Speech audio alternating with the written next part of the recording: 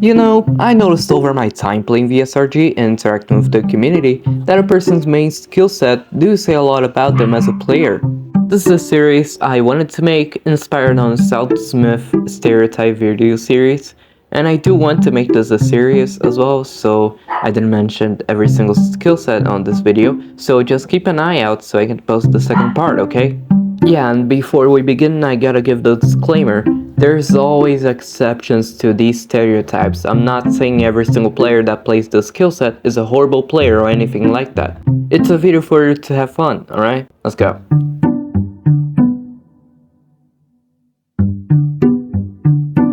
So you're either a racist or a fanboy, there is none in between. Most of the time playing Den Reform, you do 99% on Jack, and get a 94 on every single other map, but you still clear somehow. You probably prioritize HP pass over a nice accuracy, so you definitely post scores with a 90, 80, maybe 70% accuracy. But you really shine in maps that have Vibro parts like Shadow of Cats, and I actually think that's pretty neat. And also you talk a lot about if Vibro is genetics or practice.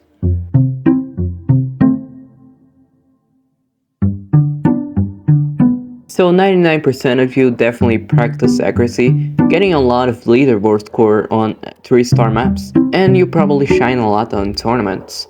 Almost all of your scores are with Score V2, and I think you're pretty based for practicing this pattern.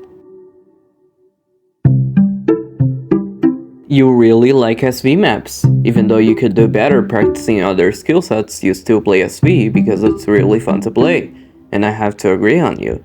And probably most of you are pretty balanced in case of skill and different patterns, but you still choose SV as your favorite pattern and you never abandon it. So you probably tell if your scores are manip or not when you post them, since you slightly think it's not okay in some way, and some people disagree on your opinions on which map is easiest or hardest, but you're still persistent on your opinion.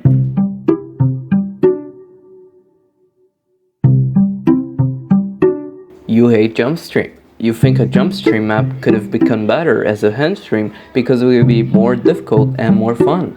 A lot of times you talk about how Eterna is better for practicing your overall skill on Rise. You aren't wrong, but it has been said so many times you don't even have to repeat it again.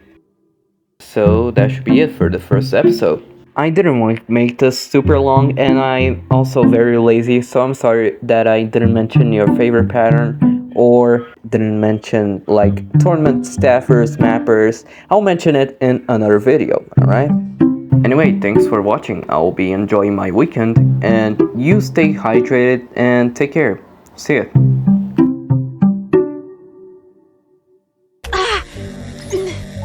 Stuck yourself? Just stick it up your ass.